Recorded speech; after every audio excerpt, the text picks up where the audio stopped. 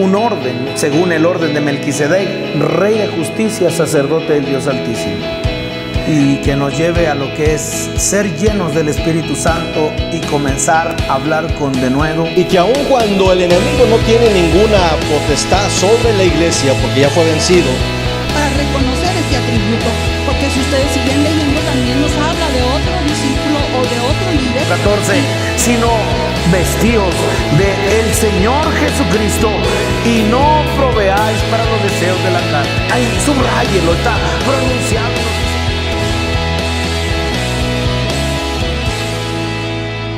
Voy a invitarles que puedan cerrar sus ojos y podamos elevar una plegaria al Señor en este momento.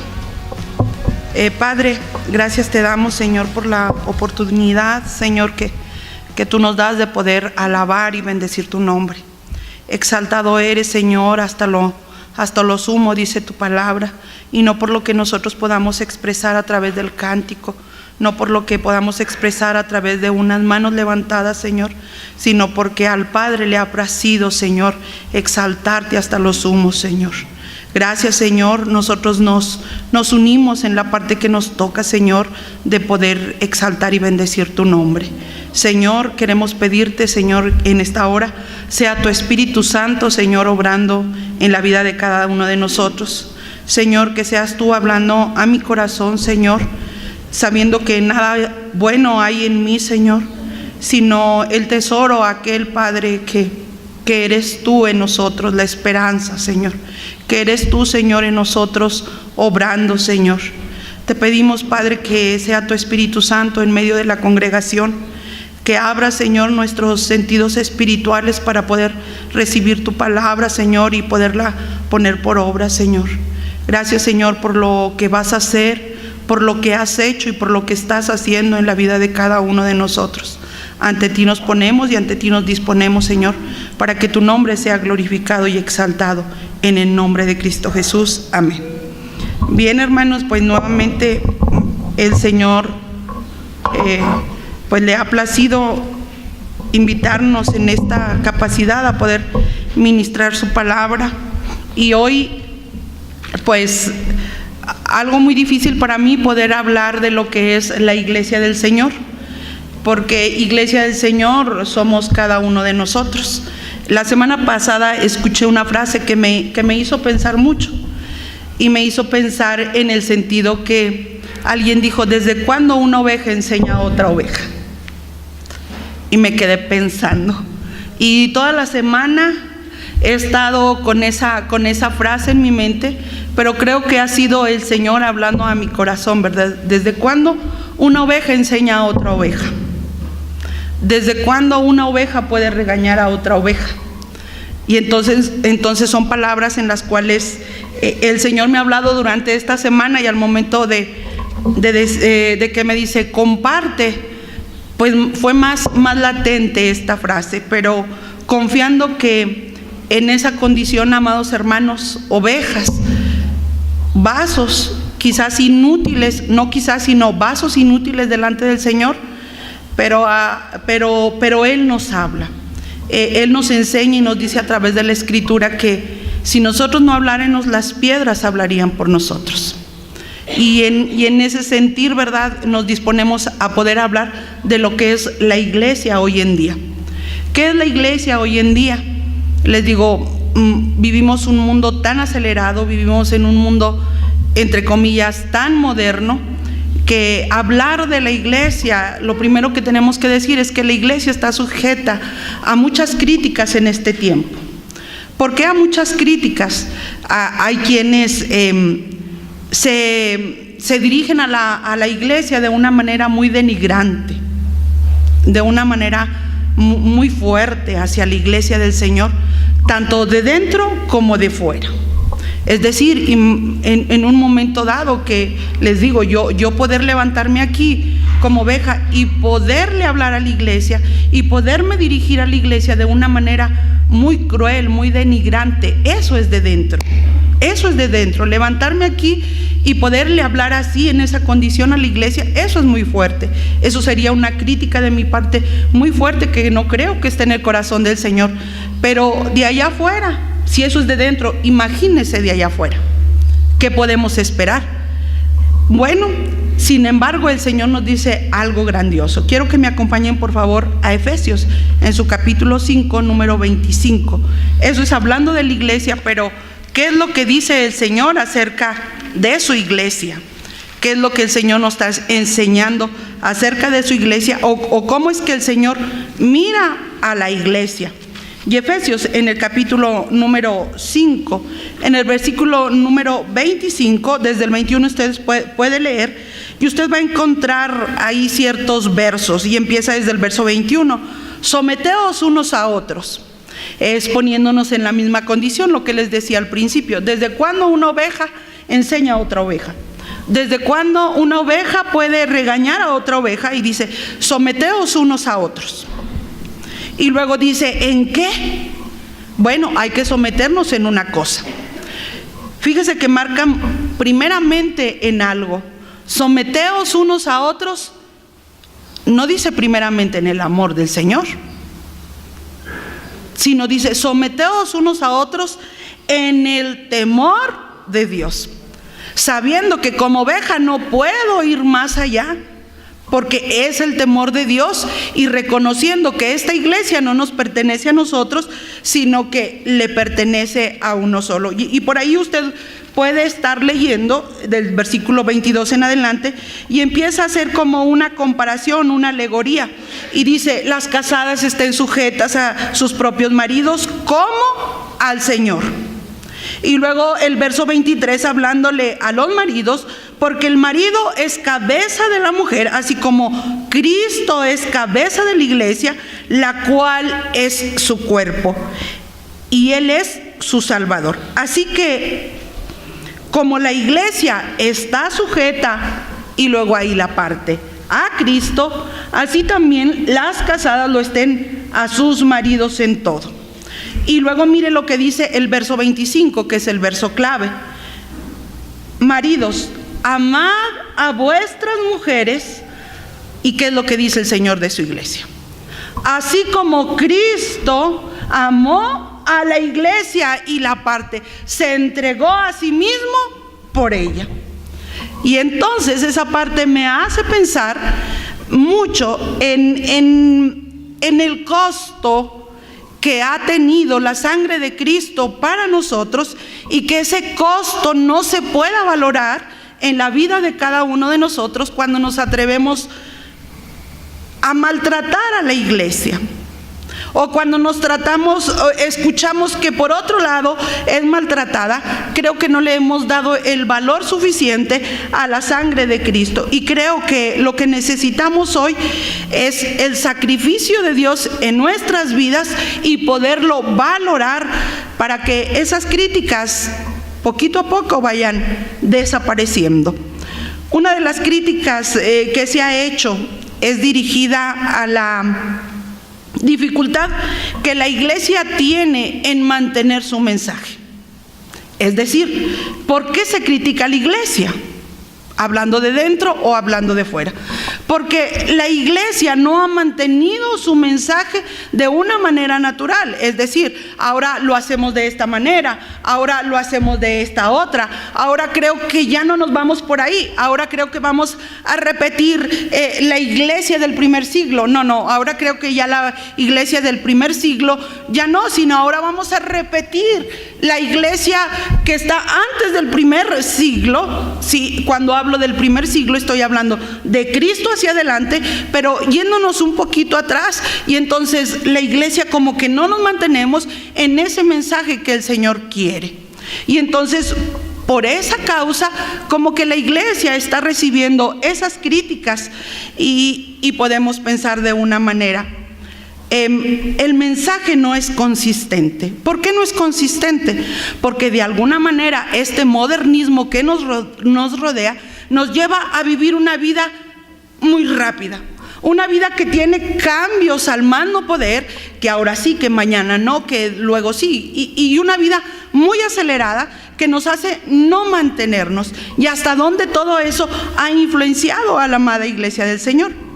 Así es que hay algunos que por un lado defienden o abogan por mantenerse en el pasado,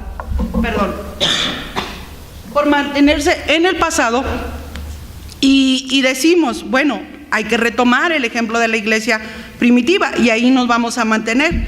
Mientras que el otro grupo dice, no, ya el pasado ya no funciona. El pasado ya no puede ser porque la iglesia ha cambiado. Es decir, ¿cuántos escuchamos? No, es que mi papá piensa de otra manera. No, es que ya las cosas en el Señor ya no son de esa manera. Los tiempos cambian y ahora hay que ganar al mundo de acuerdo a lo que el mundo cree, de acuerdo a lo que el mundo vive. Y entonces por ahí tenemos campañas de evangelismo, tenemos grupos, no estoy criticando, es la soberanía de Dios, ¿verdad? Pero tenemos cosas muy fuera del contexto de lo que el Señor nos está mostrando y hacemos tantas cosas por ganar almas. El hermano Rubén decía algo muy interesante.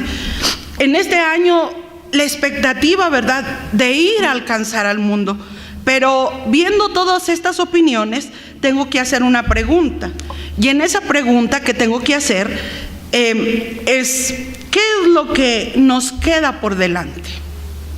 Con esa pequeña introducción poder decir ¿qué es lo que nos queda por delante? O nos vamos al pasado o nos mantenemos de una manera modernizando a la iglesia del Señor. Y entonces piense por un momento, ¿qué nos queda a usted y a mí? ¿Qué nos queda a la amada iglesia del Señor? ¿Qué nos queda por delante?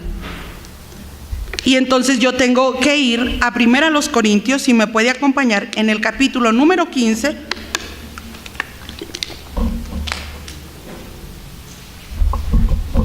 ¿Qué nos queda por delante?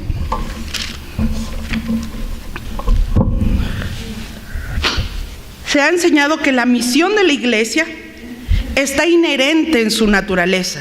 Es decir, ¿cuál es la misión de la iglesia? Bueno, la iglesia batalla, pero ¿por qué batalla la iglesia? Porque está en su estado natural. Su estado natural no se puede despegar, no hay madurez, siempre sale la carne y no sale el espíritu, y estamos en esa naturaleza. Y entonces se ha señalado eso, y esa parte que se ha señalado es que creo que si nos mantenemos en eso no sabemos el futuro que nos espera. No sabemos el futuro que nos espera como hijos de Dios, y creo que no es el modernismo el peligro que nos acecha hoy en día. Y si no es el modernismo el que nos acecha hoy en día, es el olvidarnos de quiénes somos usted y yo delante del Señor. Es decir, no es lo que me está bombardeando por fuera, no es el estilo de vida que está viviendo la iglesia o que estoy viviendo como iglesia lo que me está afectando, sino mi relación o mi posición que yo tengo delante de Dios, que no me deja avanzar, porque quizás he olvidado cuál es mi posición y cuál es mi relación para con el Señor. Les decía que hay que hacer 1 Corintios en su capítulo número 15, les dije, y vamos a leer del versículo número 1 al versículo número 5. Y entonces cuando nosotros leamos esto, es como hacer una mirada hacia adentro de nosotros, mirar de una manera retrospectiva para saber qué es lo que está pasando. Y dice: además os declaro, hermanos, el evangelio que os he predicado, el cual también recibisteis, en el cual también perseveráis, por el cual asimismo, si retenéis la palabra que os he predicado, sois salvos, si no creyereis en vano. Porque primeramente os he enseñado lo que asimismo recibí, que Cristo murió por nuestros pecados conforme a las Escrituras, y que fue sepultado y que resucitó al tercer día conforme a las Escrituras, y que apareció a Cefas y después a los 12. Verso número 6. Después apareció a más de 500 hermanos a la vez, de los cuales muchos viven aún y otros ya duermen. Verso 7. Después apareció a Jacobo y después a todos los apóstoles. Verso 8. Y por último, Y en esa parte entramos usted y yo viendo de una manera retrospectiva y nosotros incluyéndonos en lo que el Señor quiere que nosotros hagamos y sepamos cuál es nuestro futuro en la amada iglesia, o cuál es el futuro de la amada iglesia. Y cuando hablamos amada iglesia, no hablamos de estas paredes, no hablamos de este edificio, sino que una iglesia está en usted mismo. Es decir, usted es la iglesia. Usted y yo somos esa amada iglesia. Y entonces, ¿qué nos está diciendo? Nos está diciendo, mire el verso 8, y al último de todos, como un abortivo me apareció. Y entonces póngale, no dice a Pablo, dice a mí. Se lee de una manera personal porque nosotros ahora hemos sido salvos por su gracia, y quiere decir que el Señor se nos ha aparecido a cada uno de nosotros como el último. Y entonces esta palabra es para nosotros, esta iglesia somos nosotros. Así es que necesitamos echar una mirada hacia atrás para poder ver qué es lo que nos queda hacia adelante. Es decir, hemos recibido el evangelio del Señor, se nos ha predicado el Señor, se nos ha predicado al Señor, y la predicación consiste en eso, en que Cristo murió conforme a las Escrituras, resucitó al tercer día conforme a las Escrituras, y luego se apareció. Pero por último se reveló. Y entonces nosotros podemos decir, sí, Cristo murió por mí, amén. Sí, Cristo fue sepultado y resucitó, amén. Y eso lo creemos. Pero luego la parte que dice, y se apareció. La pregunta es si a la amada iglesia se nos está apareciendo el Señor, y puede que contestemos también que sí se nos está apareciendo, o que sí se nos apareció el Señor. Pero no se debe quedar ahí, tenemos que pasar a lo cuarto. Y lo cuarto es, si Cristo, si ese evangelio que es vivo, se está haciendo una revelación viva en mi vida. Si Él se está mostrando de una manera viva a mi vida. Y ese es el desafío. El desafío es poder ver hacia adentro y decir, ¿Cristo se estará revelando realmente a mi vida? ¿O Cristo nada más se apareció? ¿O Cristo nada más murió y resucitó por mí y me dio su salvación? Y nos quedamos en ese punto de la salvación sin ir más allá. Por eso es necesario echar un vistazo atrás, y al echar ese vistazo atrás, usted lo puede encontrar en las iglesias del Nuevo Testamento. Y por lo menos encontramos 7 iglesias del Nuevo Testamento. Y no estoy diciendo las iglesias que vienen en Apocalipsis, estoy diciendo las iglesias del Nuevo Testamento del primer siglo. Y para empezar, nosotros encontramos a la iglesia de Jerusalén. ¿Cuándo? Cuando el Señor asciende a los cielos, está la iglesia reunida, y en Jerusalén sucede todo. Y me seréis testigos, ¿en dónde? En Jerusalén, en Judea, en Samaria y hasta lo último de la tierra. Y ahora nosotros encontramos a esta iglesia del primer siglo, lo que es la iglesia de Jerusalén. Encontramos luego, a través de los viajes misioneros de Pablo, un instrumento de Dios para llevar su evangelio. Encontramos a las iglesias de Antioquía, encontramos a las iglesias de Corinto. Usted puede encontrar a la iglesia de Galacia, y puede encontrar a la iglesia de Colosa, y puede encontrar a la de Tesalónica y a la de Filipos. Usted por lo menos encuentra 7 iglesias, 7 iglesias del primer siglo, y encontramos o nos quedamos con ciertas generalidades de esta iglesia que pueden ser de una manera muy selectiva para nosotros, para hacer un plan a futuro para nuestra vida. Es decir, ¿qué me puedo quedar de la iglesia con qué me puedo quedar de la iglesia de Jerusalén para replicarlo? Podemos ser muy selectivos. Y si yo hago una pregunta, hermano, ¿qué conoce de la iglesia de Jerusalén, la del primer siglo? Dígame, ¿con qué nos podemos quedar? ¿Sí recuerda? o quiere que vayamos por las Escrituras, y si quiere dar un viaje por las Escrituras, vaya con algo que yo me he quedado y que ha sido muy desafiante para mi vida, y que más ahorita a través de esta palabra está siendo desafiante. Pero mire, porque queremos escoger lo bueno, pero no queremos escoger lo malo, porque somos muy selectivos. Y entonces nosotros encontramos en el capítulo número 2 de los Hechos esta iglesia de Jerusalén que está por ahí, y lo rescatable en el verso 44, nosotros tenemos verso 42. Y perseveraban en la doctrina de los apóstoles y en la comunión los unos con los otros, en el partimiento del pan y en las oraciones. Algo rescatable, con lo cual la iglesia actual, la iglesia moderna del Señor, nos queremos quedar. ¿Con qué más nos quedamos de esta iglesia?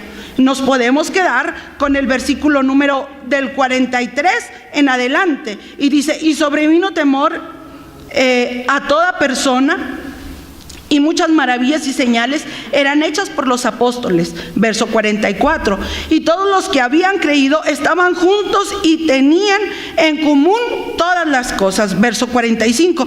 Y vendían sus propiedades y sus bienes y los repartían a todos según la necesidad de cada uno. Verso 47. Alabando a Dios y teniendo el favor con todo el pueblo, y el Señor añadía. Él era el que agregaba cada día a la iglesia los que habían de ser salvos. Dígame si no es rescatable, y esto no es muy selectivo para podernos quedar con ello. Estamos hablando de la iglesia de Jerusalén, pero si nos vamos y damos un paseo por todas estas iglesias, nos vamos a encontrar cosas muy rescatables. Por ahí una iglesia, estos son más estudiosos que los de Colosa, que los de Tesalónica. ¿Por qué? Porque una vez que reciben el evangelio, luego se van a su casa y ahora sí, voy a buscar en lo que tengo como Biblia.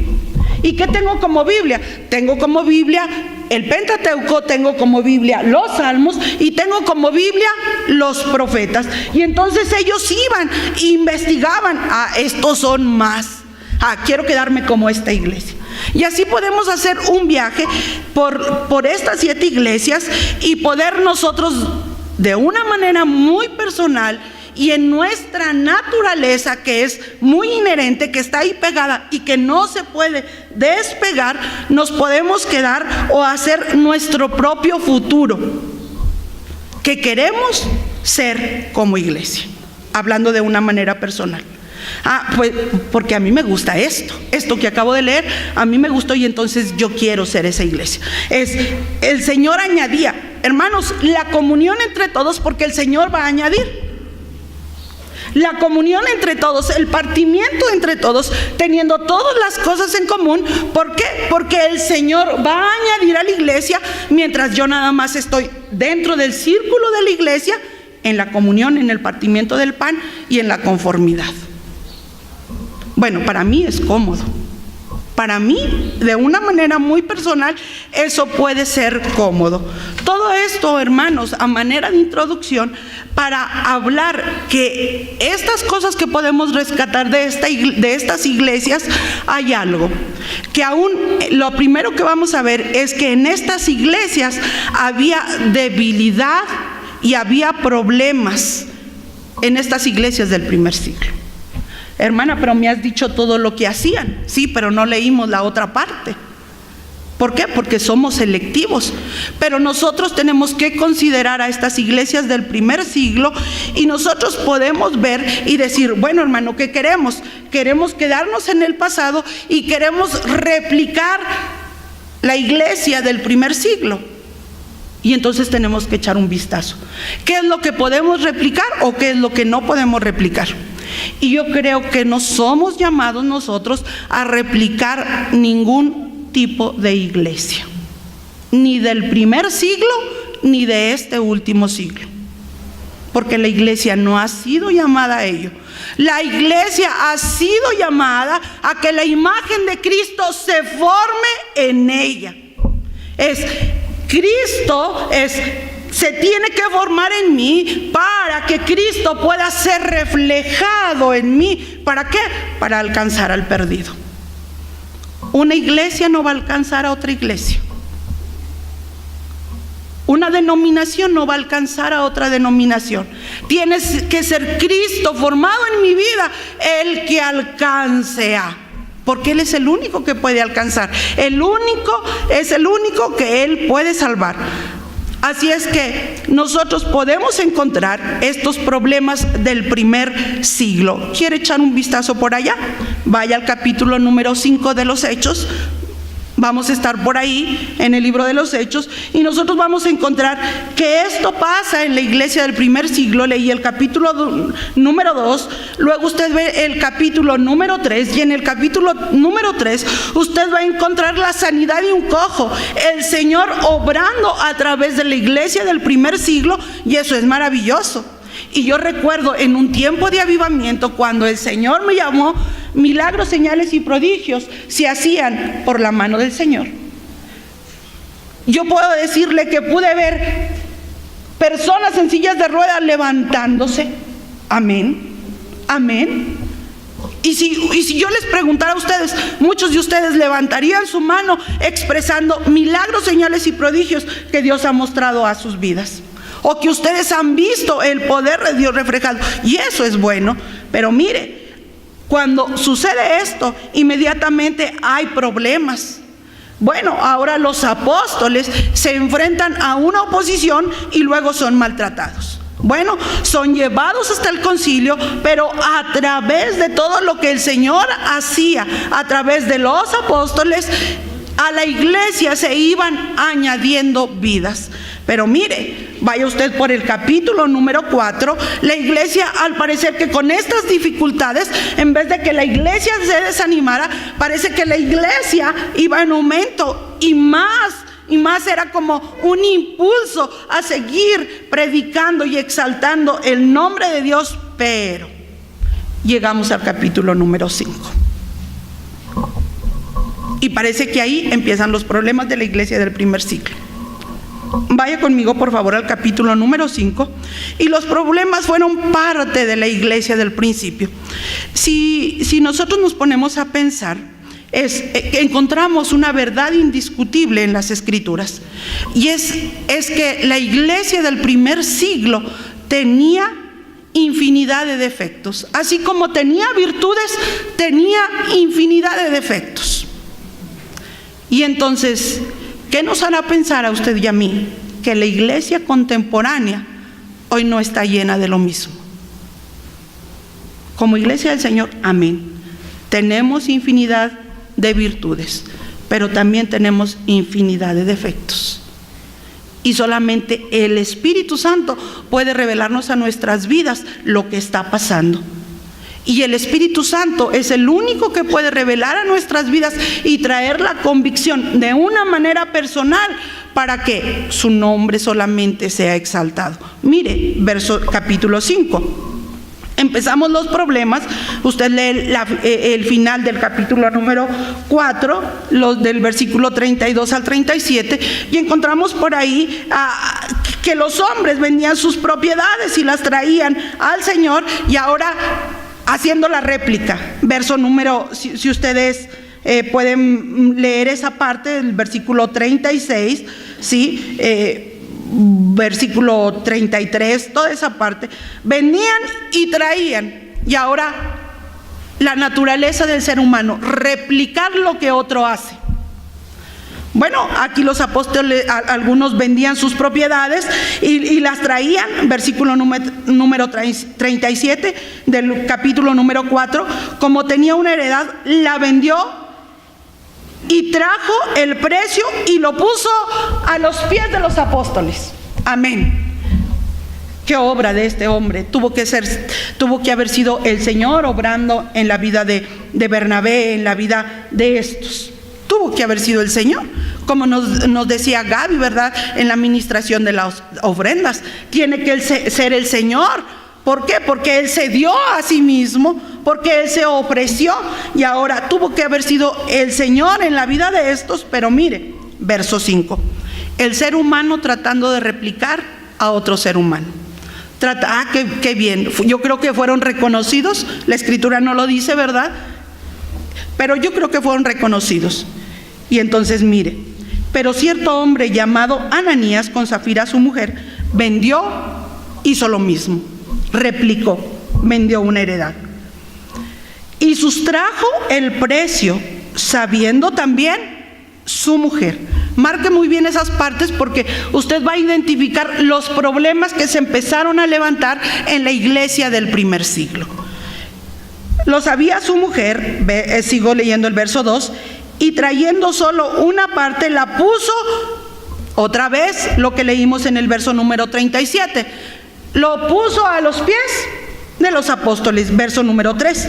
Y dijo Pedro, Ananías, ¿por qué llenó Satanás tu corazón para que mintieses al Espíritu Santo y sustrajeses del precio de la heredad? Reteniéndola, no se te quedaba a ti, y vendiéndola, no estaba en tu poder. ¿Por qué pues por qué pusiste esto en tu corazón? No has mentido a los hombres, sino a Dios. Al oír Ananías estas palabras, cayó y expiró. Y vino un gran temor sobre todos los que lo oyeron. Y levantándose los jóvenes, lo envolvieron y sacándolo lo sepultaron. Pasado un lapso como de 3 horas, sucedió que entró su mujer, no sabiendo lo que había acontecido. Entonces Pablo le dijo, dime, ¿vendiste en tanto la heredad? Y ella dijo, sí, en tanto. Verso número 9. Y Pedro le dijo, ¿por qué conviniste en tentar al Espíritu del Señor? He aquí a la puerta los pies de los que han sepultado a tu marido, y te sacarán a ti. Al instante ella cayó a los pies de él y expiró. Y cuando entraron los jóvenes la hallaron muerta, y la sacaron y la sepultaron junto a su marido. Y vino gran temor sobre toda la iglesia y sobre todos los que oyeron estas cosas. ¿Qué encuentra usted en esta parte? ¿Qué problemas puede usted encontrar en la iglesia del primer siglo? Porque eran de la iglesia, eran parte de la iglesia. ¿Qué encuentra? Número 1, encontramos la iglesia de Jerusalén del primer siglo, encontramos que está replicando la actitud de otro que sinceramente tuvo el sentir de Cristo de despojarse de lo que tenía y entregarlo para el beneficio de la obra. Y ahora ellos quieren replicar la actitud de otro de una manera natural, pero no de esa manera espiritual, que siendo solamente el Señor en nosotros es que podemos ofrecer voluntariamente. Y ahora mire, encontramos primeramente eso, réplica. Número 2, ¿qué encontramos? Ambición. Oye, pues si la tienes, lo que tú hubieras querido dar, nadie te lo estaba pidiendo. Si tú la vendías y retenías el valor de ella, se te quedaba toda. Y si tú traías nada más una parte, estaba bien. El problema fue la mentira que tú dijiste, y no nos la dijiste a nosotros, olvidándosele a estas personas, a estos hermanos, que el Señor es el que revela todas las cosas. Dice que Él revela aún las intenciones del corazón. ¿Qué quedará delante del Señor de nuestras vidas? ¿Qué quedará oculto? Hermanos, nada puede quedar oculto delante del Señor en nuestras vidas. Nuestras vidas están expuestas delante del Señor. Él las ve, Él nos ve a cada uno de nosotros tal y cual somos. Él escudriña nuestros pensamientos, Él escudriña aún lo que estás pensando, aún la intención que hay en tu corazón y en mi corazón. Eso es lo que el Señor hace. Y entonces nosotros encontramos esa parte tan fuerte de la iglesia del primer siglo, y encontramos problemas muy fuertes. De ahí usted puede ver, usted puede leer del versículo número 12 en adelante, y vuelven a hacer señales y milagros y prodigios los apóstoles, pero no lo hacen ellos, es la mano del Señor extendida, obrando a través de ellos, y empiezan a tener problemas. Una vez que tienen problemas, son llevados a la cárcel. Eso es lo que está diciendo todo el capítulo número 5. Son llevados a la cárcel para llegar, mire, al versículo número 33. Bueno, ahora ellos en esa cultura, en ese momento, en esa modernidad de ese tiempo, de la iglesia del primer siglo, hay conflictos. Y ahora mire, entonces, verso 34, levantándose en el concilio un fariseo llamado Gamaliel, doctor de la ley, venerado de todo el pueblo, mandó que sacasen fuera por un momento a los apóstoles. Es decir, hay que darles un castigo ejemplar para que ya no prediquen más en el nombre de Jesús. Y ahora alguien dice, no, a ver, espérate, sácalos. Y te voy a decir, en estos cambios que ha habido, en esta modernidad que estamos viviendo, les está diciendo, mira, se levantó un varón. Y este varón se levantó, si ustedes pueden ir al verso 36, dice, pues antes de estos días se levantó Teudas, diciendo que era alguien. A este se unió un número como de 400 hombres, pero él fue muerto y todos los que le obedecían fueron dispersados y reducidos a nada. Él les está diciendo, recuérdense que los cambios son continuamente y se puede levantar uno, pero al rato se muere el líder y se desapareció el movimiento. O sea, ya hubo un cambio en la amada iglesia del Señor. Usted puede leer el verso 37. Después de esto se levantó Judas el Galileo en los días del censo y llevó en pos de sí a mucho pueblo. Pereció también él y todos los que obedecían fueron dispersados. Y entonces el consejo, ahora os digo, apartados de estos hombres y dejarlos, porque si este consejo o esta obra es de los hombres, ¿qué va a pasar? Como diciendo la crítica, ¿verdad? No les hagas caso, al ratito se aplacan. Como diciendo, afuera, ¿verdad? Afuera. Como diciendo, déjalos, al ratito se van a aplacar. No sé si eso lo estén diciendo ahora de mí como iglesia. Al ratito se aplaca. No les hagan casos. En un mundo tan moderno, en un mundo tan lleno de cosas que no nos agradan a nosotros, porque no le agradan al Señor, y entonces vamos a hacer esto, vamos a hacer lo otro, y entonces déjalos, al ratito se aplacan. Muy fuerte esa parte, pero mire, la actitud, nosotros tenemos que ver la actitud que encontramos en estos hombres cuando hay convicción del Señor en sus vidas. Verso número 40.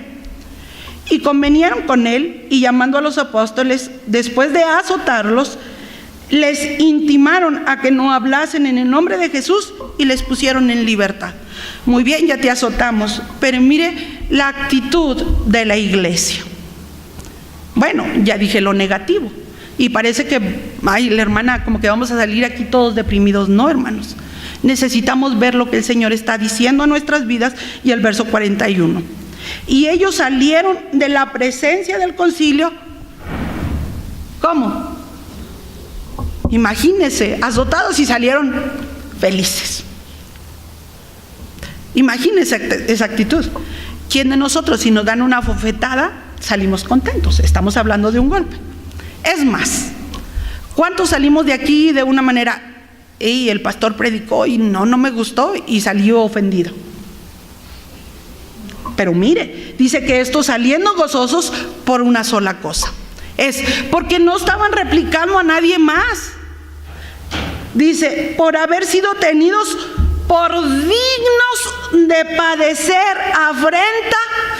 Había una identificación, había una réplica, era Cristo en ellos, y ahora yo soy digno de sufrir lo mismo que Cristo. Es decir, no podemos replicar a nadie más, hermano. No podemos imitar a nadie más. Por eso Pablo decía, ser imitadores de mí, pero el punto no soy yo. ¿Por qué? Ser imitadores de Cristo. Ser imitadores de mí como yo soy de Cristo. Es decir, el punto no soy yo. Te estoy diciendo que sí se puede vivir la vida de Cristo. Te estoy diciendo que en los parámetros naturales que nosotros nos marcamos no podemos vivir la vida de Cristo, porque el Señor es santo y nosotros pecadores. Porque el Señor todo lo puede y nosotros no lo podemos.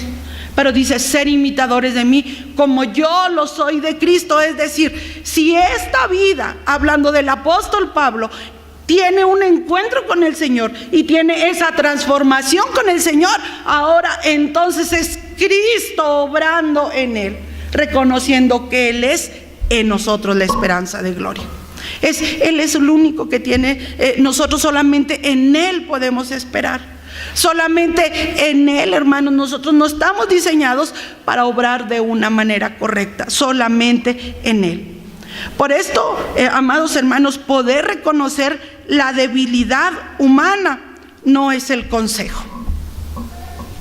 Así es que el consejo no es reconocer la debilidad humana de nuestros hermanos del primer siglo. No es replicar la debilidad humana de nuestros hermanos del primer siglo.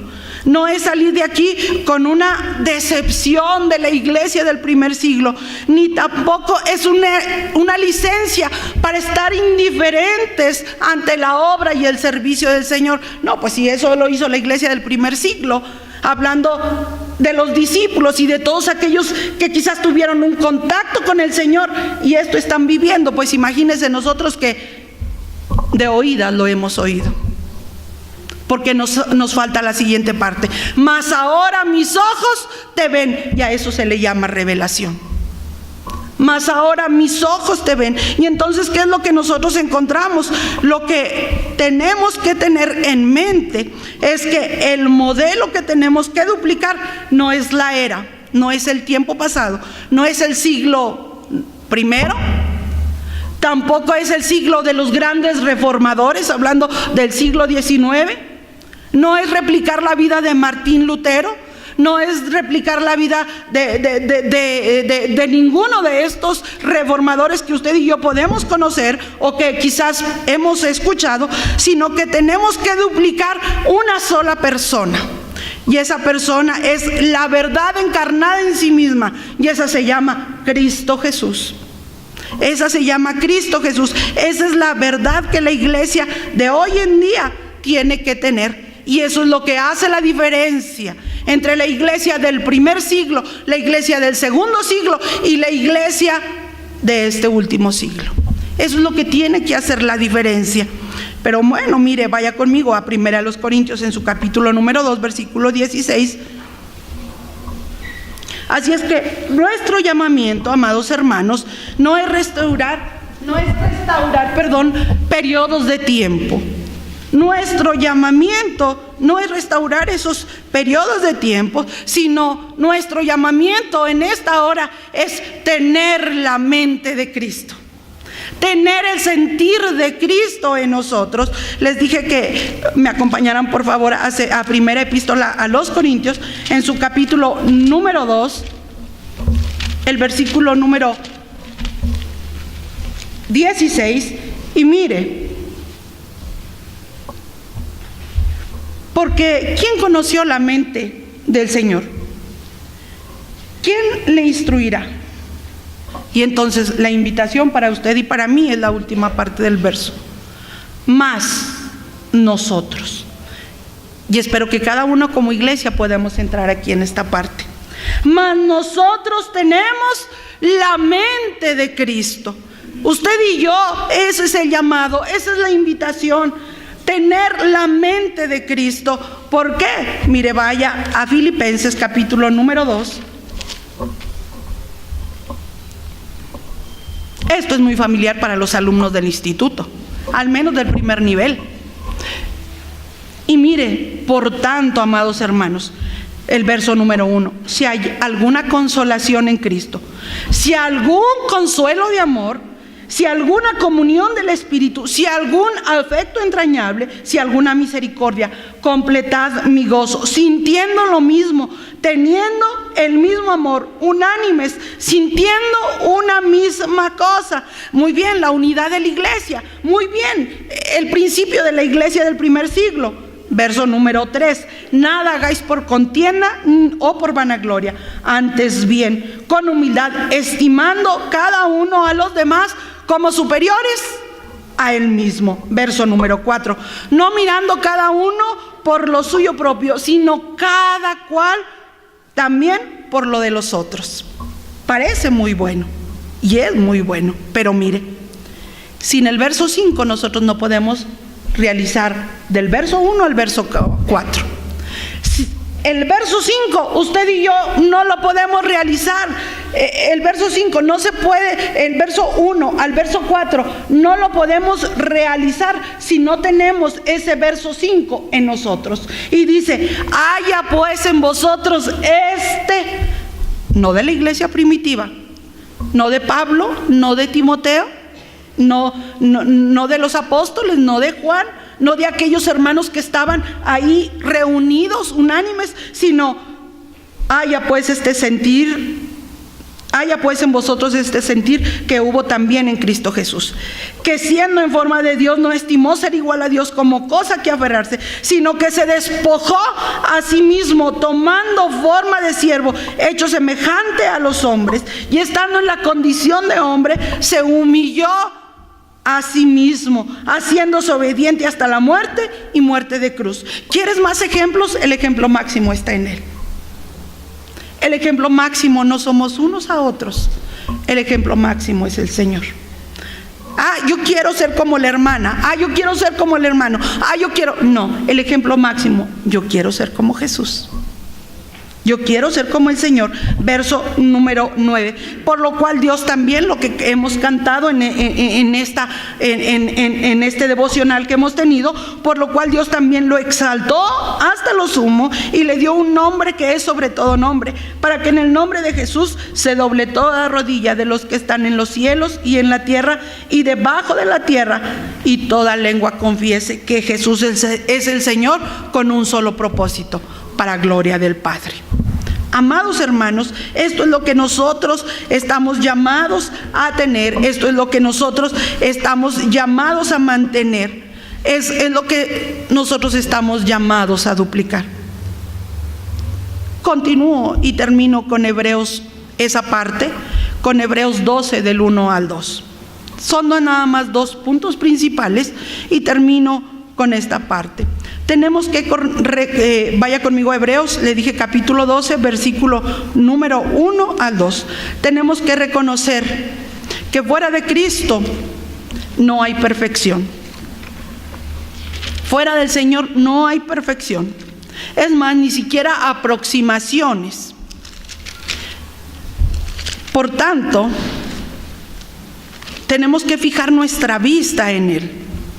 Y cuando nosotros fijamos nuestra vista en Él, entonces el modelo para la iglesia de hoy no será nadie más, sino que Él mismo.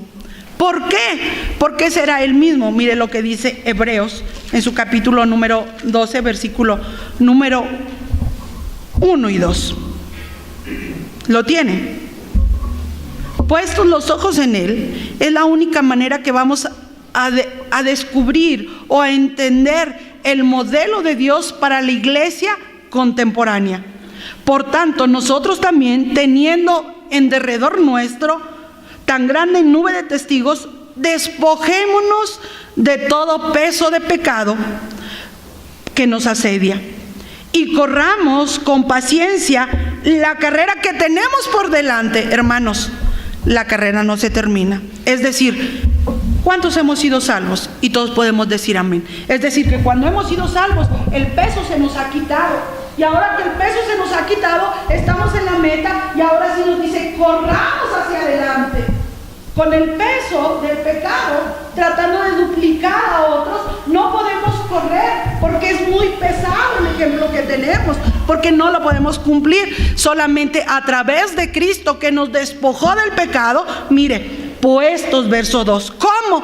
Puestos los ojos en Jesús, el autor y consumador de la fe, el cual por el gozo puesto delante. Es decir, Él vio el gozo. Él dijo, adelante, hay una iglesia que va a entender cuál es el modelo para ella. Adelante, siglos más. Hay gente, hay personas, hay vidas que van a entender el modelo Y ese modelo dice: puestos los ojos en Jesús, el autor y consumador de la fe, el cual por el gozo puesto delante de él sufrió la cruz, menospreció el oprobio y se sentó a la diestra del trono de Dios. Por eso él ahí mismo en Hebreos dice: entrando en el mundo me preparaste cuerpo. Es decir, ¿sabe cuál cuerpo preparó el Señor? ¿Sabe cuál cuerpo? Y nosotros decimos: la iglesia del Señor. Ese cuerpo es usted. Por eso cuando el Señor dice: entrando en el mundo me preparaste cuerpo, es no los pies con que él anduvo aquí en la tierra, no sus brazos o sus manos que extendió para hacer milagros, señales y prodigios, no su boca que habló. Me preparaste cuerpo, es decir, cada uno de nosotros un propósito en él, una identificación en él, para poder, ahora sí, poder expresar: yo quiero ser como Jesús, yo quiero caminar como Jesús, yo quiero ver como Jesús, yo quiero hablar como Jesús. ¿Cuántas veces lo hemos cantado? Pero la pregunta será: Betty, ¿lo estás viviendo? Betty, ¿lo estás haciendo? Y ahí lo dejo. Por eso, amados hermanos, poder ver el modelo que nosotros tenemos. La iglesia del Nuevo Testamento floreció. Aunque vemos todas estas adversidades, la iglesia del primer siglo floreció. Pero quiero decirle que no toda. Floreció aún bajo las presiones culturales. La pregunta que yo tendría es: ¿cómo podemos nosotros florecer en nuestra cultura actual que es tan difícil? A veces hablamos de obstáculos a través de los tiempos y decimos que estos tiempos modernos son más difíciles que los tiempos que vivieron nuestros padres. Y los que tenemos padres les podemos preguntar: ¿cómo eran tus tiempos? ¿O qué decía tu papá? Y entonces va a ser la misma respuesta: no, mi papá decía que estos tiempos que nosotros vivimos no eran como los que vivieron ellos. Y así se puede ir usted de una manera hacia atrás, hacia atrás, hacia atrás, y va a encontrar la misma respuesta, que vamos a encontrar que los tiempos siempre han sido difíciles, que la cultura siempre ha bombardeado a la iglesia del Señor, ha amenazado a la iglesia del Señor, y esto constituye para nosotros una amenaza diaria. Consideremos por lo pronto el modernismo que usted y yo vivimos. ¿Qué vivimos en este modernismo? Una decadencia moral hasta más no poder. Y cuando hablamos de decadencia moral, ¿qué se imagina usted inmediatamente? ¿Matrimonios? Ok. Decadencia moral. Decadencia moral. Trata de blancas. Decadencia moral. Y entonces, ¿qué encuentra usted? ¿Cómo que la iglesia del Señor va a poder florecer? ¿Cómo que la iglesia del Señor, con tantos obstáculos, cuando a nuestros niños ya se les están enseñando: ve lo normal, no hay problema, ya que la niña o el niño se vista como quiera, no hay ningún problema, él decide, él desde ahorita puede decidir qué es lo que es? ¿Cómo la iglesia va a florecer así, de esa manera? Bueno, los tiempos no cambiaban en la iglesia de Corinto tenía estos problemas morales al más no poder. Tan es así que nos dice la Escritura que había un hijo que tenía a la esposa de su padre. Imagínese esa aberración, imagínese esa decadencia moral que tenían. Bueno, ¿cómo es que la iglesia creció? No, pues no, ya mejor, hermanos, vamos a practicar lo de la iglesia del primer siglo. Unánimes en la casa, nomás entre nosotros. No, eso tiene que ser un incentivo para usted y para mí, para vivir un evangelio activo. La pregunta ante lo que estamos viviendo es: hermanos, ¿cómo es que nosotros, la iglesia de este último siglo, estamos impactando allá afuera? ¿Cómo es que nosotros, la iglesia de este último siglo, queremos que las vidas vengan si nosotros no estamos viviendo un evangelio activo? Al contrario, parece que toda la decadencia que nosotros encontramos en nuestro mundo nos lleva... No, hombre, pues los tiempos, no va a haber tiempos mejores. Las cosas van a empeorar. Pero dijo algo Gaby, inspirada por el Señor: aunque en los corrales, aunque en las vides, aunque el desierto, con todo el Señor hará prosperar. Con todo el Señor hará que todo eso produzca. Y es decir, un desierto, quizás todos. Y el Señor va a hacer que florezca. ¿Por qué? Porque eso debe ser para nosotros una invitación, amados hermanos, a un evangelismo activo. Encontramos algo, y no nomás en la iglesia del primer siglo, y ahora me voy a ir a la iglesia, no del primer siglo, sino más atrás. Me voy a ir al pueblo del Señor, al pueblo hebreo. Y vaya conmigo, por favor, una advertencia que el Señor le dio a su pueblo una vez. Vaya conmigo a Deuteronomio, capítulo número 18, para ver que nada más la decadencia no era en el primer siglo, sino que esta decadencia está ligada al corazón del hombre, a su naturaleza humana, a su naturaleza carnal. Porque en nosotros está el querer, pero está, yo quiero, pero no puedo. No. Nos falta el hacer. Tenemos la intención, pero nos falta la activación. Les dije Deuteronomio capítulo número 18, y nosotros encontramos algo. El Señor, cuando rescata a su pueblo, cuando le trae esa salvación, cuando lo saca de la opresión de Egipto, cuando le da la liberación de esa opresión, mire lo que pasa. El Señor es fiel en el versículo número 9. Ahora sí, ya saliste, pero te tengo que dar una advertencia. Cuando hablamos de advertencia, no quiere decir tampoco regaño. Advertencia es decir, ustedes conocen la parte del fútbol, ¿verdad? Y en el fútbol nosotros encontramos un hombrecito que anda por ahí con unos shorts, y luego entonces tiene unas tarjetitas. Y entonces, si se comete una falta, lo primero que hace ese hombrecito que anda corriendo por todo el campo, saca una tarjeta. ¿De qué color es la tarjeta? Amarilla. Y esa tarjeta amarilla, ¿qué representa? Los que saben de fútbol, es: ten cuidado, ya cometiste una falta. Si cometes otra, ya no voy a sacar una tarjetita amarilla. Y ahora, ¿qué es lo que hace si ese jugador comete una falta? Inmediatamente se saca de la otra bolsa una tarjetita de color rojo. Y eso significa: ni repliques, porque estás expulsado, ya no juegas, ya no participas. Eso es lo que hace. Bueno, cuando hablamos de amonestación, el Señor está diciendo esto: ten cuidado, te estoy dando una advertencia, no te estoy expulsando, porque hoy pongo delante de ti la vida y la muerte, escoge tú pues. Bueno, ahora mire, lo saca de la tierra de Egipto y ahora van por el desierto, pero mire la advertencia, verso 9: cuando entres en la tierra que Jehová tu Dios te da.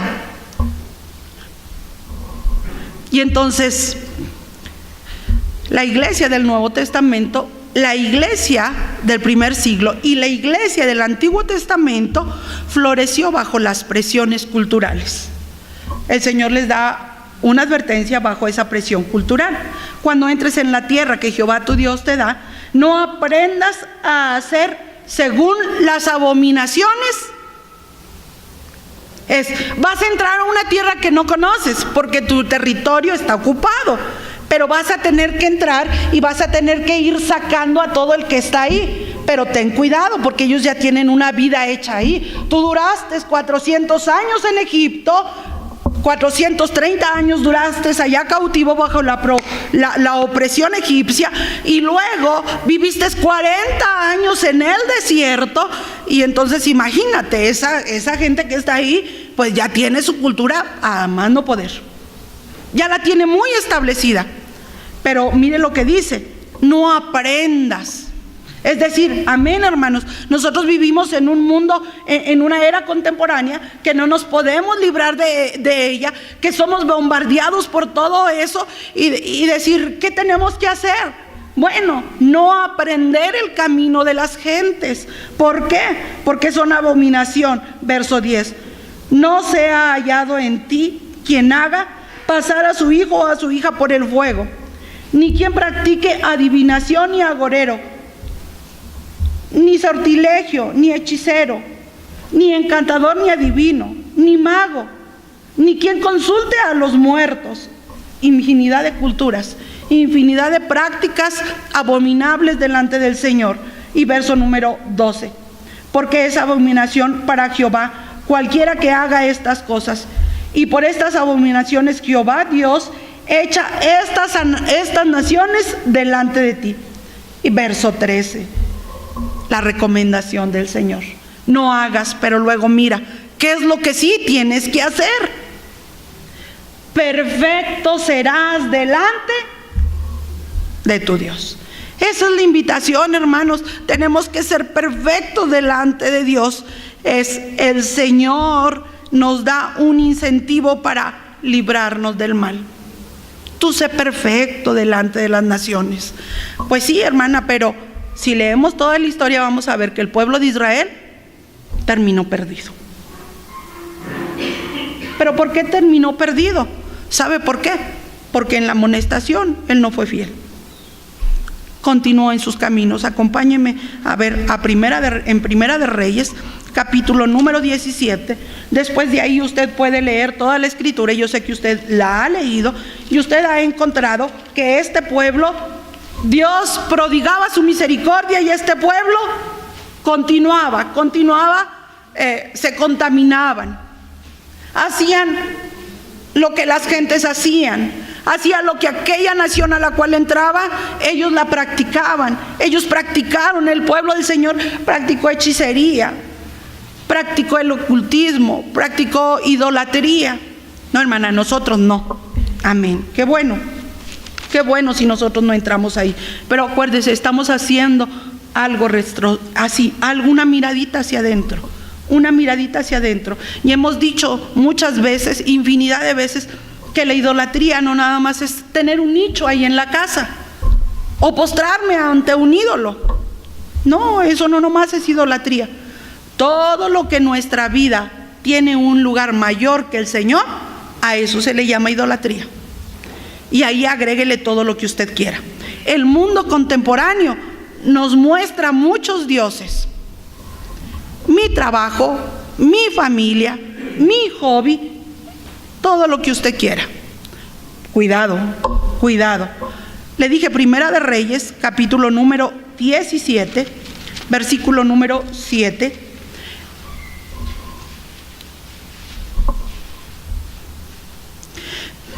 El ser humano no está preparado para obedecer al Señor, ni tampoco quiere. ¿Por qué? Porque nos es más fácil lo que se nos muestra fácil, lo que obtenemos fácil. Pero mire lo que dice el capítulo número 17, han pasado muchas cosas, el pueblo de Israel sigue, y ya cuando entramos nosotros a este libro de Reyes, si usted vaya a todo el capítulo de Reyes, usted va a encontrar esa parte muy fuerte, y el verso número... es Segunda de Reyes, hermanos, les dije primera, perdónenme, es Segunda de Reyes, capítulo número 17. Nosotros ya encontramos aquí en esta parte una decadencia total del pueblo de Israel. Es decir, el Señor les dio la tierra prometida. De todos aquellos, de casi 3 millones de personas que salieron de la tierra de Egipto, quiero decirles que nada más entraron 2 de aquellos que salieron. Entró mucha gente, pero nada más Josué y Caleb fueron los que entraron, porque en ellos dice la escritura que se encontró un espíritu diferente, y entonces ellos fueron los únicos que entraron. Pero siempre el pueblo inclinado, dice que el corazón del hombre está inclinado de continuo hacia el mal, no obedecieron. Y entonces pasa, usted puede leer Primera de Samuel, Segunda de Samuel, Primera de Reyes, pero cuando usted llega a Segunda de Reyes, hasta el capítulo número 11, empieza la decadencia. ¿Por qué empieza la decadencia? Encontramos a un rey, encontramos a Salomón, que al principio fue perfecto delante de Dios, pero su corazón estaba dividido. Ese es el problema de Salomón. Tenía un corazón dividido. ¿Por qué? Porque estaba su corazón dividido en amor a Dios y el amor a las esposas y concubinas. En total 1000. Imagínense cómo estaría el corazón de este hombre. Y entonces empieza la decadencia de él. Y hermanos, de aquí sacamos un principio. No es como usted y yo empezamos esta carrera, este cristianismo. Es como usted y yo lo terminamos. Salomón lo empezó arriba. Salomón empezó a andar con el Señor con un corazón completamente entregado al Señor, pero al paso del tiempo usted va a encontrar ese corazón completamente dividido. ¿Y qué le costó? La división del reino. ¿Y qué le costó? Su muerte. ¿Y qué le costó? Su perdición. ¿Y qué le costó al pueblo? Mire lo que le costó. Capítulo número 17. Ya el Señor les da advertencia. Van a ser cautivos. Y mire lo que pasa. Verso número 7. Porque los hijos de Israel pecaron contra Jehová su Dios, que los sacó de la tierra de Egipto, de debajo de mano de Faraón, rey de Egipto, y temieron a dioses ajenos. El temor estaba en otros dioses, pero no en el Señor. Verso 8. Y anduvieron en los estatutos de las naciones que Jehová había lanzado delante de los hijos de Israel, y en los estatutos que hicieron los reyes de Israel. Por un lado anduvieron, era una mezcla,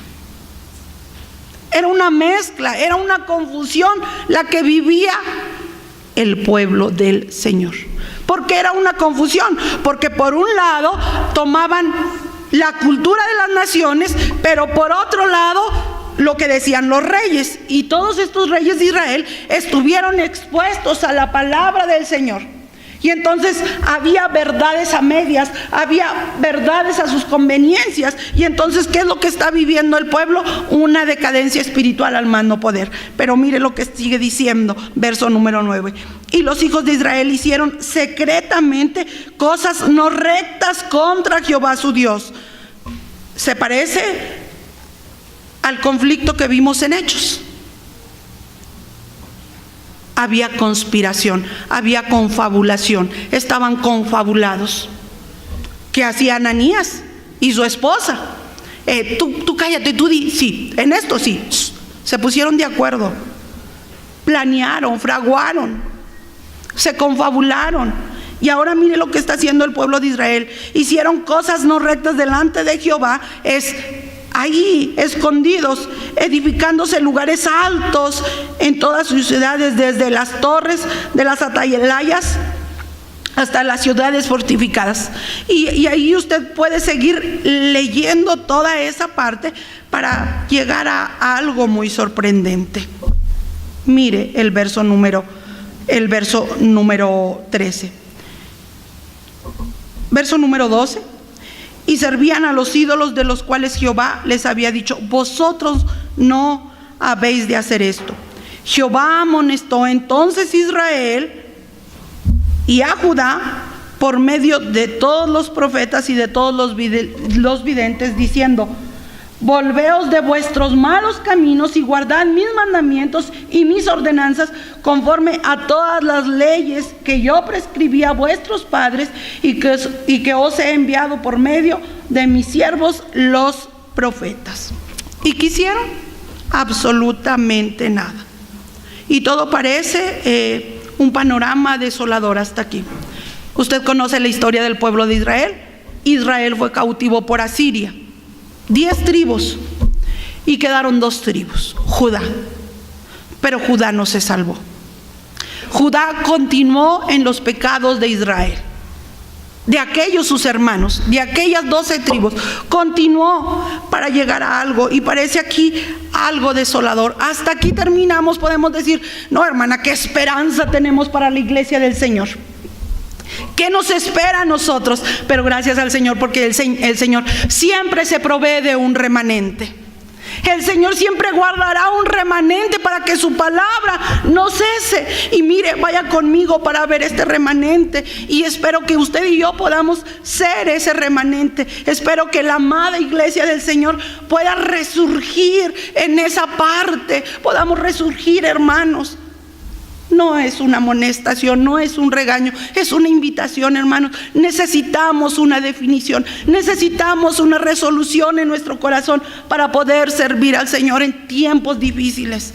Es en esto que nos rodea la cultura, nosotros poder, que sea un incentivo para salir a predicar el Evangelio. Sé que no vamos a cambiar a todo el mundo, porque no es del que quiere ni del que corre, sino del que Dios tiene misericordia, y es pedir por misericordia de aquel que está perdido, de aquel que está desviado. Mire lo que dice el remanente. Un remanente que puede florecer en un tiempo de hostilidad.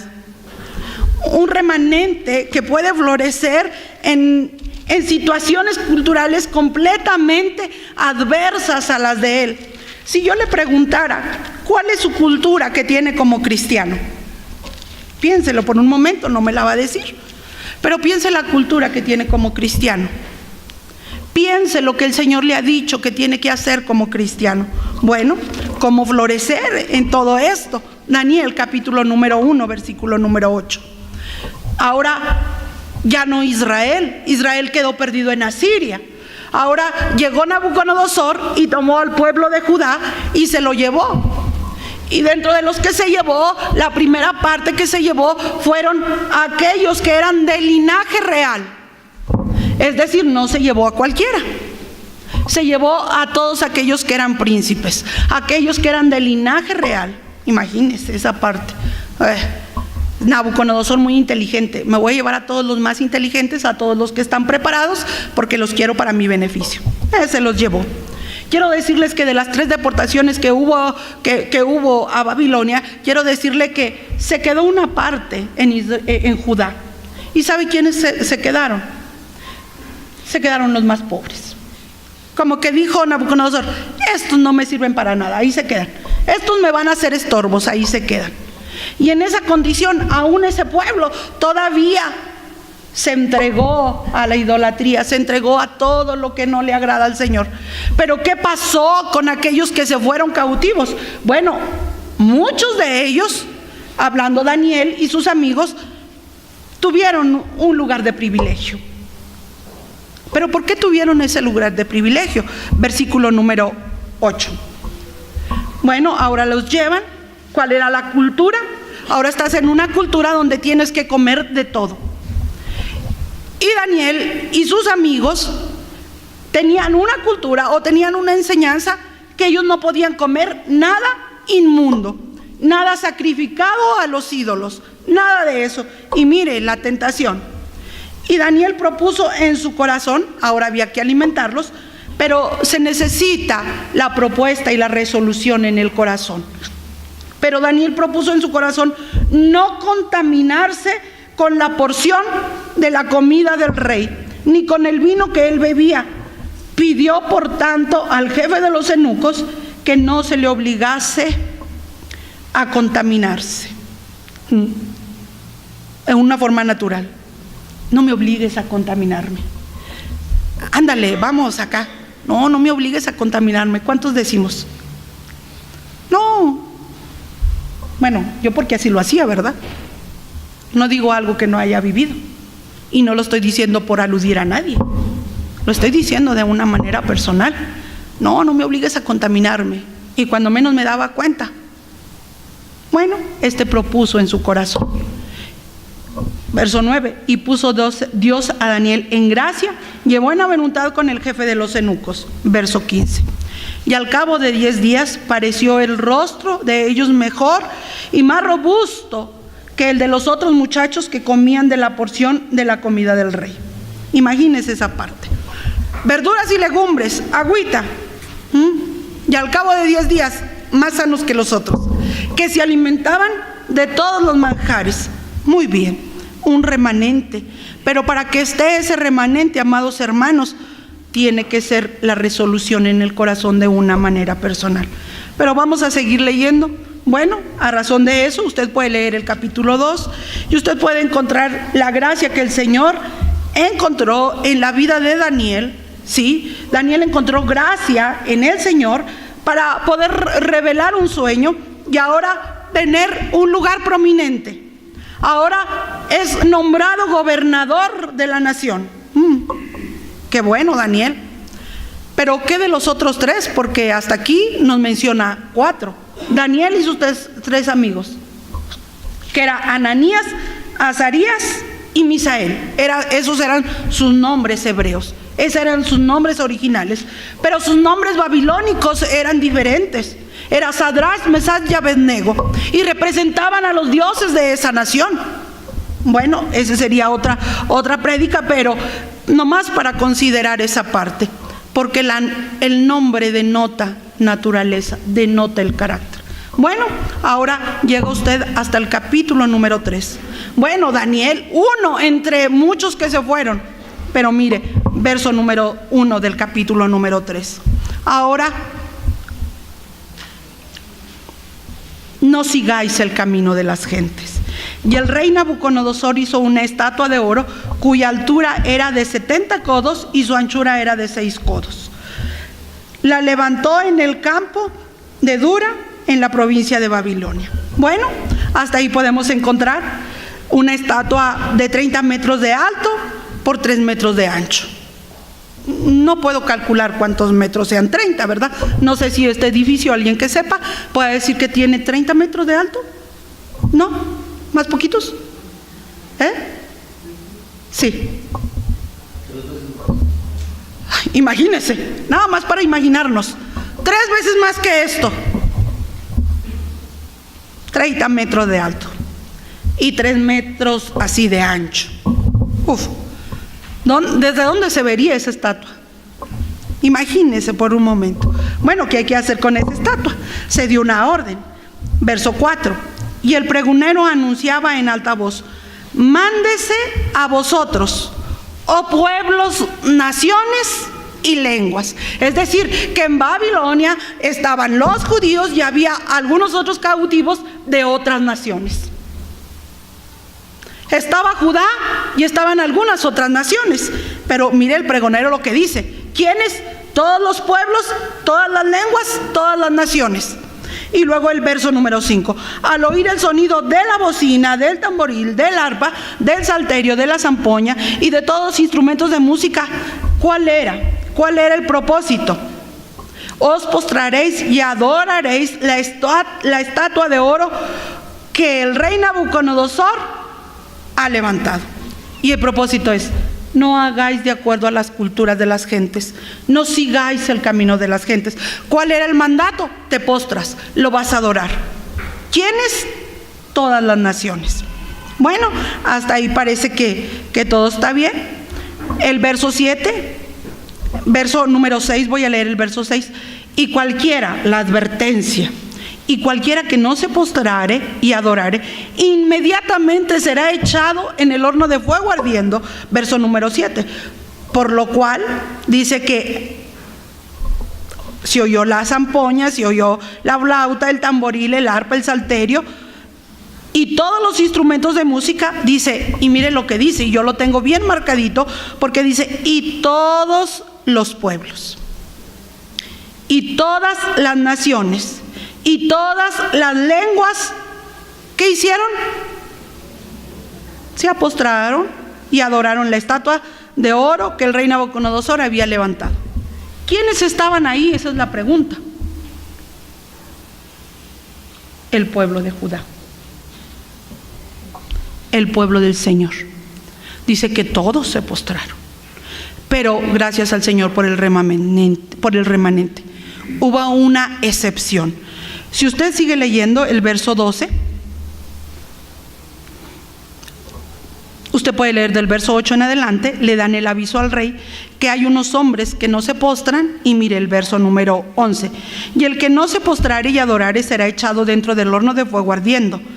Hay unos varones judíos, los cuales pusiste sobre los negocios de la provincia de Babilonia.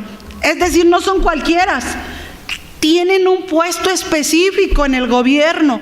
Y ahora estos, mira lo que están haciendo. ¿Quiénes son? Aquí vienen los nombres babilónicos: Sadrach, Mesach y Abednego. Estos varones, oh rey, no te han respetado, no adoran tus dioses, ni adoran la estatua de oro que has levantado. Es decir, ya venimos de tiempo viendo que estos a los dioses no. Y ahora lo que tú levantaste, que eres tú mismo, tampoco. Entonces Nabucodonosor, verso 13, dijo con ira y con enojo que trajesen a Sadrach, Mesach y Abednego. Al instante fueron traídos estos varones delante del rey, y habló Nabucodonosor y les dijo: es verdad, Sadrach, Mesach y Abednego, que vosotros no honráis a mi Dios, ni adoráis la estatua de oro que he levantado. Y entonces ahora el cumplimiento. Ahora pues estáis dispuestos, y te estoy diciendo, toma cuidado, te voy a dar otra oportunidad, no te voy a sacar inmediatamente la tarjeta roja. Ahora, cuando lo vuelvas a oír, te vas a postrar. Verso número 16.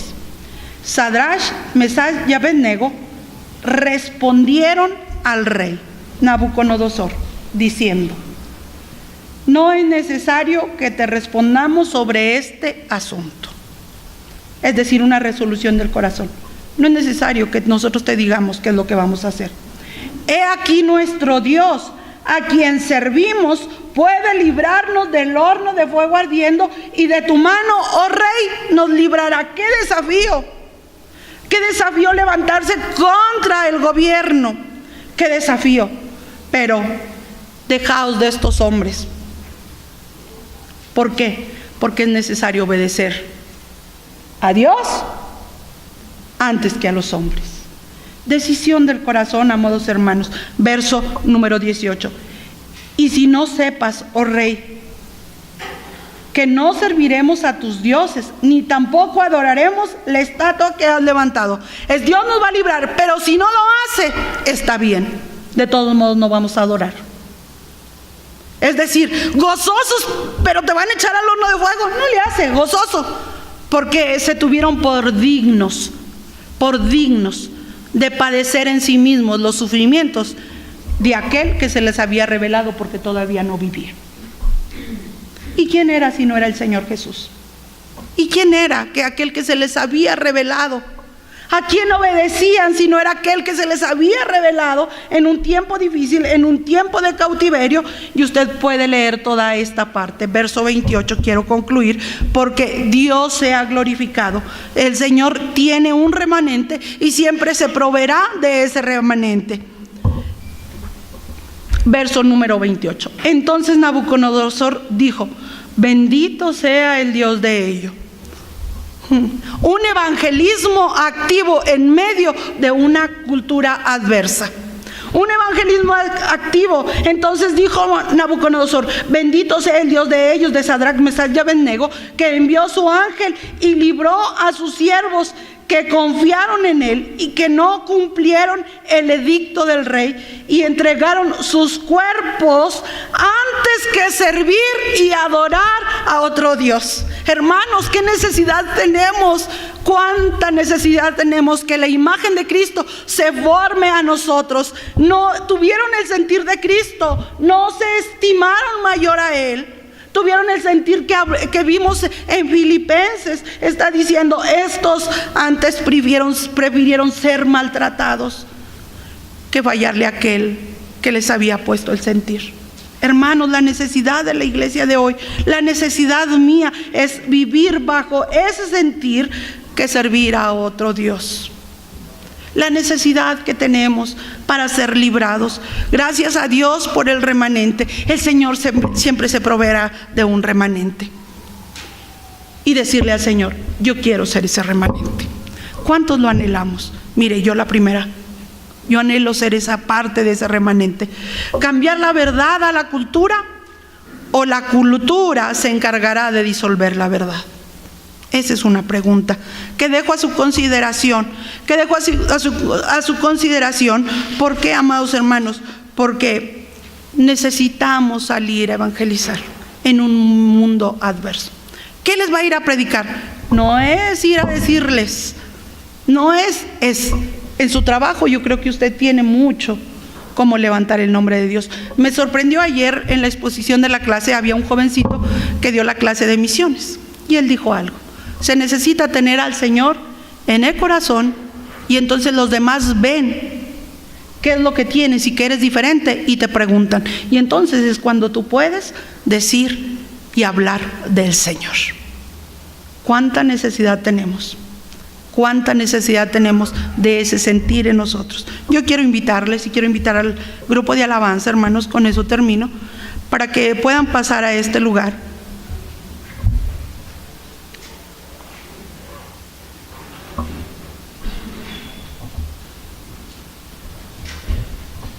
La necesidad que tenemos de considerar todo el modernismo que nos bombardea para una cosa, hermanos, para un evangelismo activo de una manera personal. No se trata de que usted vaya y dé un tema bien formulado. Se trata de dar el testimonio de Cristo en nuestras vidas. Se trata de hablar de aquel que ha hecho su obra en cada uno de nosotros. Quiero invitarles, amados hermanos, que me acompañen al Salmo 115, puestos en pie, y podamos darle una respuesta al Señor en esta hora.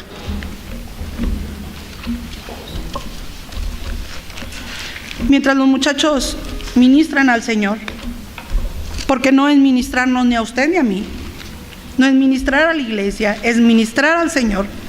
Mientras ellos ministran al Señor, quiero que considere el Salmo 115.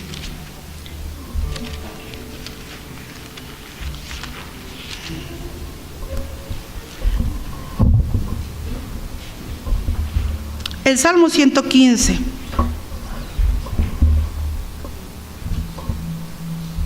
Dios no comparte su gloria con nadie, hermano, ni con su amada iglesia, ni con la iglesia que es su cuerpo, porque la gloria nada más es de Él, nada más a Él le pertenece. Y mire lo que dice el Salmo 115, quiero que lo lea ahí con mucha atención, tenga mucho cuidado, y que el Señor pueda hablar a nuestras vidas a través de este Salmo. Después de que yo termine de leer el Salmo, cierre sus ojos, escuche la administración que se hará al Señor y respóndale usted al Señor. Y terminamos con una oración.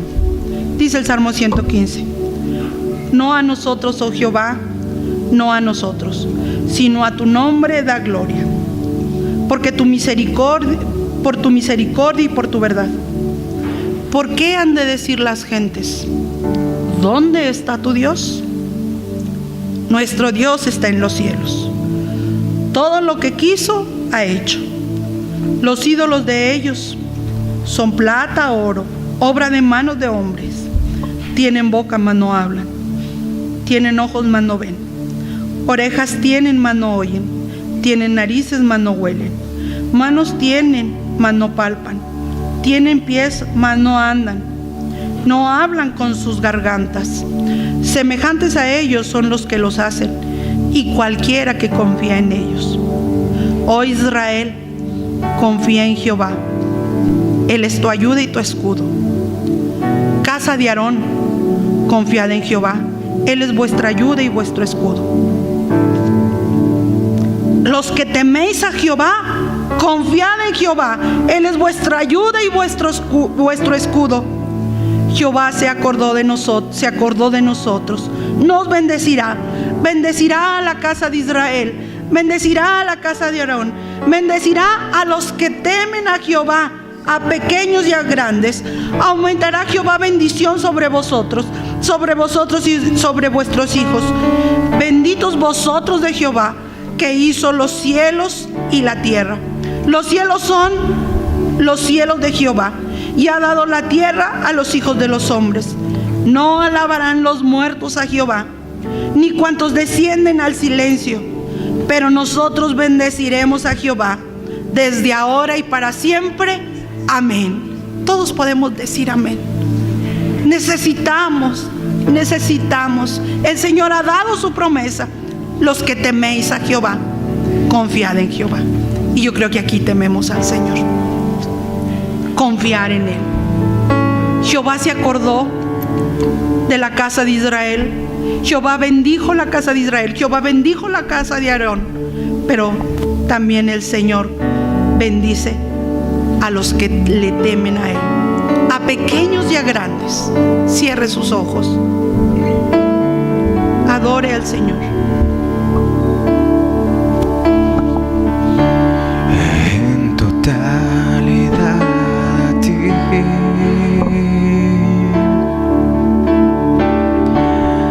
rindo alma y corazón.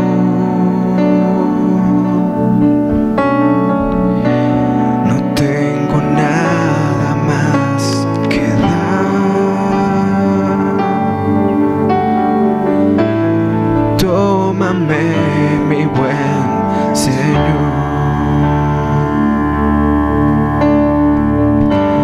en totalidad a ti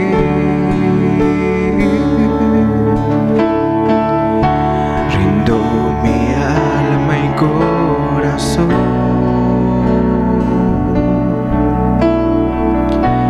No tengo nada más que dar. Tómame, aquí estoy.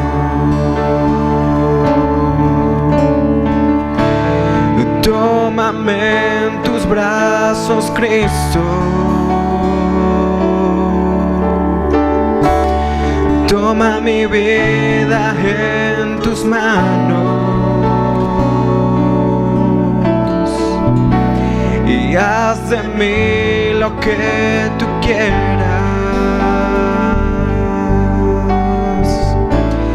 Tómame, aquí estoy.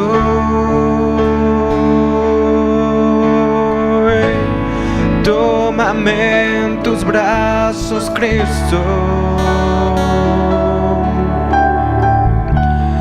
Toma mi vida en tus manos y haz de mí lo que tú quieras. Tómame, aquí estoy. Señor, la necesidad que tenemos delante de ti, Señor.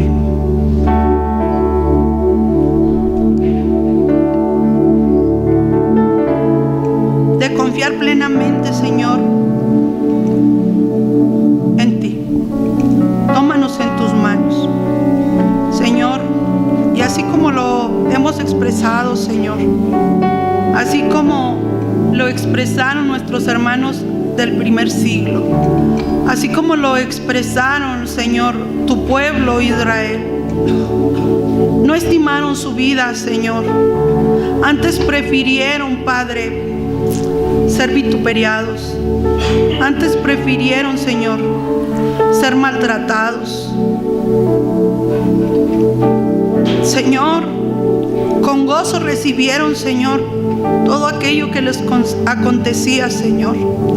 Salían gozosos, Señor, por ser tomados por dignos. Cuánta necesidad tenemos delante de ti, Señor. Cuánta necesidad tengo delante de ti, Señor, de ser tomada por digna, Señor, de recibir los vituperios de Cristo en mí. Hoy es el clamor para la iglesia, Señor. Hoy es el clamor delante de ti.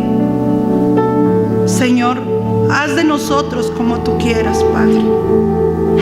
Sabiendo, Señor, que en ti estamos seguros, que en ti estamos completos, que en ti nuestra alma no será perdida, sino nuestra alma será encontrada, Señor. Señor, la necesidad que tenemos de predicar tu evangelio, Señor, a todas las criaturas, Señor. Señor, tantos obstáculos que hay en nuestra mente, Señor, para no hacerlos. Pero, Señor, con el simple hecho de testificar de tu nombre, que nuestra vida dé evidencia, Señor, de que tú estás en nosotros, Señor, las cosas cambian. Señor, hoy te pedimos, Padre, que nos des nuevas fuerzas, Señor. Señor, que como iglesia nos des nuevas fuerzas para predicar tu evangelio.